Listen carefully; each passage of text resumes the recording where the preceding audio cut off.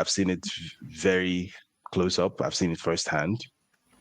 However, it is also true that regardless of all of that being the case, the world we live in is a world that doesn't really offer you any sympathy. So the fact that you have been through that in Nigeria doesn't mean that if you then decide to sort of give up on Nigeria and go wherever you're going in the world and sort of try and run away from the reality of being Nigerian, it doesn't mean that those people, wherever you are then going to understand your context, or they're going to Mhm. bother to understand that, hey, this is what this person has been through.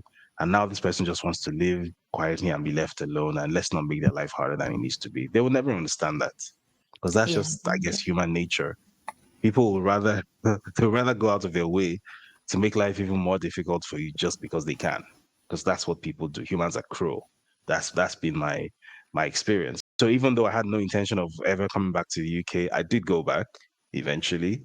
Um, because I was forced to, because as a result of the work that I did, my safety was threatened, and eventually one thing led to another, and I had to sort of tactically withdraw and go back to UK for a while, right? Which is kind of like the space that I'm in right now.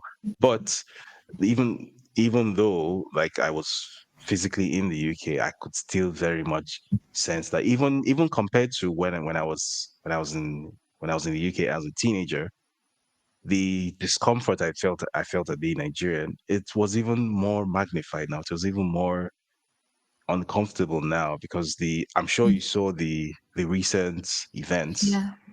It's across the quite UK scary. where, yeah, that wouldn't have happened in 2008, I don't think. But the fact that it's happening now means that the mask is slipping off, and the majority population there is even less able or less willing to even pretend to be civil Yeah. about certain things. They're less willing to pretend that, you know, they they don't hate you, because they do, and that's the truth. Like we've long known it or suspected it, but this was empirical evidence. We saw those images of people being dragged out of their cars and beaten up. We saw people stopping traffic to check the color of the driver in the car, and if he's white, they shout out, "He's white," and then they let him pass. And if he's not white, God knows what they do to him, and then they smash up the car and whatnot. We've long known that this mindset exists.